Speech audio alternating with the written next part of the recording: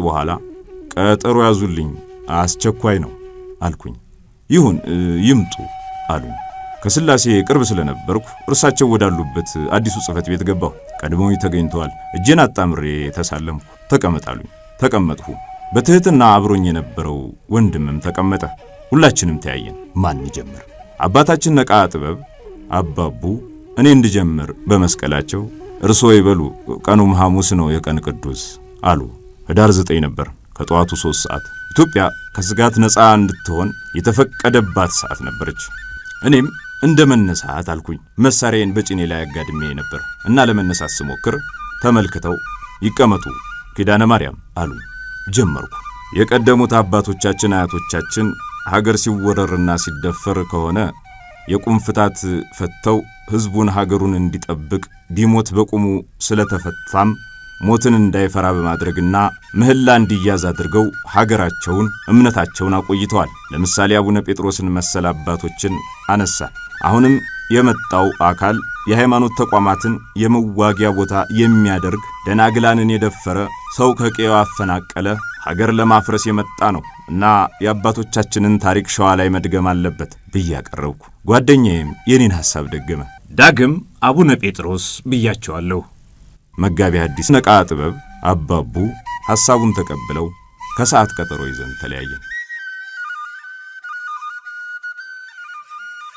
ታዲያ የቀጠሮ ሰዓት አልደርስ ብሎኝ አይደርስ የለም ከቀኑ 9 ሰዓት ሆኗል። ደረሰ። ደወልኩ። እቤት ገባሁ። ቤቴ ብለው አመላክቱ። በፍለጋ ቤታቸውን አግኝቼ ተገናኘን። ያው ውስጤ አይሆንም እንደማይሉኝ በሙሉ እምነት ቢኖረኝም ትንሽ ፍራቻ ነበረኝ። አባታችን ዳግማዊ ጴጥሮስ ባዘነ ፊትም ቢሆን ውሏቸውን ጉዳዩ ከሚመለከታቸው አካላት ጋር እንደነበርና ሐሳባቸውን እንደተቀበሉ በነጋታው ህዳር 10 ጀምሮ ሁሉም ገዳማትና ቤተ እምነቶች ታቦታት ወጥተው መስቀል ወጥቶ ምህላና ጸሎት እንደሚደረግ የቁም ፍታቱም ሆነ የማህበረሰብ ስነ ልቦና መገንባትና የሚያስችለውን በመዝመት ቀሪውን ለተፈናቃይ፣ ለወታደሩ፣ ለፋኖ፣ ለሚኒሻው ግንባር ላይ ላሉ አካላት ስንቅ እንዲያቀብል በወሬ እንዳይፈታ ለችግሩ መፍትሄ መረባረብና አንድ መሆን ሀገርና መንግስትን ቤተ እምነትንና ስለ ሰው ልጆች ሁሉ መጸለይ እንዳለበት አስረድተውኝ ጥያቄው ተቀባይነት እንዳለውም አስረዱኝ። በዚያም ምሽት ምን ይሻላል ትላለህ ብለው ወደ ላኩኝ አመራሮች የዋልኩበትን አቀበልኩ። ሁላችንም ደስ አለን። በእርግጥ አንዳንድ አካላት ያፌዙም ገጥመውን ነበር።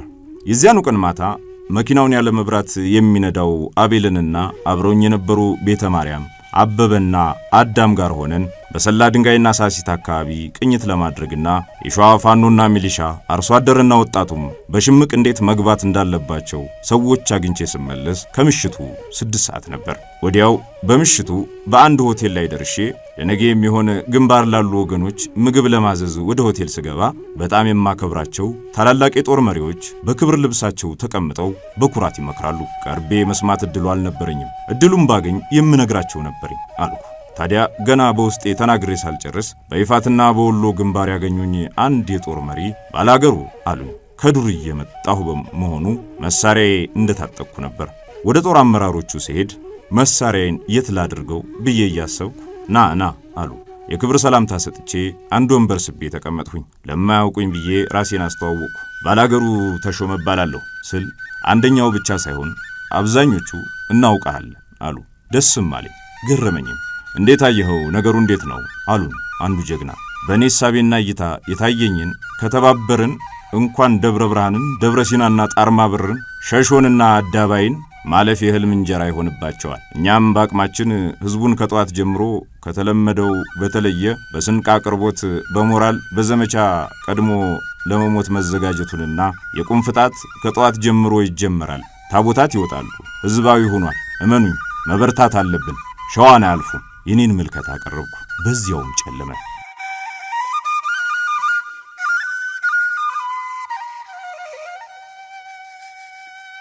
ህዳር 10 ሙሉ ፍታትና ምህላ ተጀመረ። ህዝቡም ከተፈናቃይ ወገኖቹ በተጨማሪ የመከላከያ ወገኖቹን፣ የልዩ ኃይሉን፣ የፋኖና ሚሊሻውን ባሉበት የተኩስ ቀጠና ድረስ በመግባት በቀን ከ75000 በላይ ሰራዊት የሚመግብ ትኩስ ምግብና ውሃ ማቅረብ፣ እግር ያጠቡ ግንባር ላይ ያለውን እንዲጀግን ማድረግ ተጀመረ። ምህላው ቀጠለ። ጥምር ኃይሉ በጣም ከፍተኛ ነው። በተለይ ወጣቶች ትጥቅ ስጡን፣ መሳሪያ ስጡን፣ እንዋጋለን የሚሉ በሺዎች የሚቆጠሩ ወጣቶች ነበሩ። እጃችን ላይ የነበረውን በሙሉ በመንግስት በኩል እንዲያገኙ ከተደረገ በኋላ ከ1000 በላይ የሚሆን ወጣት በበጎ ፈቃደኝነት ምግብ ለማቅበር ግንባር ነበር የሚውለው። በየቀኑ 600፣ 700፣ 800፣ 1000 የሚሆን የደብረ ብርሃን ወጣት ጣርማበር ግንባር፣ መዘዞ ግንባር እየሄደ ምግቦችን ያደርስ ነበር እና ይሄ መረባረብ፣ ይሄ ቅንጅት እጅግ አስገራሚ ነበር።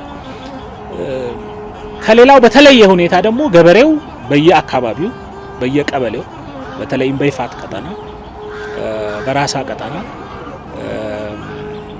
የነበረው ርብርብ በጣም ከፍተኛ ነበር። የሸዋ ህዝብ አሁንም የትኛውንም ወራሪ አንገቱን ማስደፋት እንደሚችል በተግባር ያረጋገጠበት የታሪክ ክስተት ነው ብሎ መውሰድ ይቻላል። ነገ በህይወት ላታገኙ ትችላላችሁ። እያንዳንዳችን ትግል ነውና የገጠምነው ላንገናኝ እንችላለን። 1000 ሰው ሞቶ በ10 ሰው ሸዋ መትረፍ አለ። ተወሯል። እንደ ኢትዮጵያ ተወራለች። ሸዋ ላይ ጠላት ገብቶብናል። ወንድ ልጅ ሊያደርገው የማይገባ ሰው ሊያደርገው የማይገባ ስራ እየተገበረ ነው ያለው እዚሁ ሸዋ ላይ። ይህንን ኃይል እኛ አልሄድንም። እኛ ዘንድ ከነሱ ጋር ልንጣላ አልሄድንም። እነሱ ናቸው እዚህ የመጡት። ስለዚህ መንግስት እንደ መንግስት፣ ኢትዮጵያ እንደ ኢትዮጵያ አዋጅ አውጇል። ስለዚህ ሁላችሁም አደራ ተጥሎባችኋል። እኛ የምየ ልጆች ነን፣ የነራስ አበበ ልጆች ነን። ባሎቻችሁን በማጀገን ቆሎ በመቁላት ንፍሮ በመቀቀል ዳቦ በመጋገር ውሃ በማቅረብ ግንባር ድረስ እየሄዳችሁ ካቀረባችሁ ከተኮሰው በላይ እናንተ ጀግኖች ናችሁ። መቅረት የለበትም። ጠመንጃ ያለው ሰው መቅረት የለበትም። እኔም ሞንታርቦ በማስጫን ሽለላይን ከፍቼ ፈርቶ ሀገር ከድቶ የቀረ ያረፈደ ካለ ቀን ሲያልፍ እንዳንተያይ በሚል በሚዬ ምኒልክ አዋጅ በሚመስል ከተማው ተነቃነቀ። ህዝቡ ግማሹ መንገድ ላይ ሲሄድም በቁጭት የሚያለቅስ አንዱ ውሃ፣ አንዱ ዳቦ፣ አንዱ በሶ ከትኩስ እስከ ደረቅ ሬሽን በመጫንና ማስተባበር ተጀመረ። ወጣቱ ነብር ሆነ። አንዱ አንዱን መስማት ጀመረ። ሊቃውንት አባቶች፣ እናቶች ምህላውን ተያይዘውታል። ታቦታት ከመንበራቸው መውጣታቸው፣ ቃጭል፣ ደወልና ጸናጽል ድምጻቸው ይሰማል። በሁሉም ገዳማት መከወን ተጀምሯል። እናቶች በሐዘን ማንባት ይዘዋል። ፈጣሪን ይማጸናሉ። እንዴት እርስ በርስ እንባላለን እያሉም ይቆጫሉ። አንዳንድ ጊዜ ለካ ክፉ ቀን ሲመጣ እንደሚያጀግን እንደማያራራም አይቼበታለሁ። ያቺን ቀን እንኳን እኔ በቦታው ያለሁት የሰማይ መላእክትም የሚረሱት አይመስለኝም። ስነ ልቦናውን ለታጠቀው ያለነው ጀግና ህዝብ ነው። ስለዚህ ሁሉም ማህበረሰብ በዚህ ጊዜ ደግሞ አደራማት ፈልገው በተደራጀ መንግስት በጠራው መሰረት ሁሉም ዘሬ ነው ሃይማኖቴ ነው ምናምን ሰነ ልክ እንዳደዋው ክተት የታወጀውን አዋጅ ተቀላቅሎ ያለንን ነገር ይዘን ቤተሰብ ሚስት ምንም ስራም ሳያሳስበን መዝመት መከላከል ያስፈልጋል። ሸዋ ለጉብኝት፣ ሸዋ ለፈውስ፣ ሸዋ ለጸበል እንጂ አሁንም ለወራሪ አይመችም።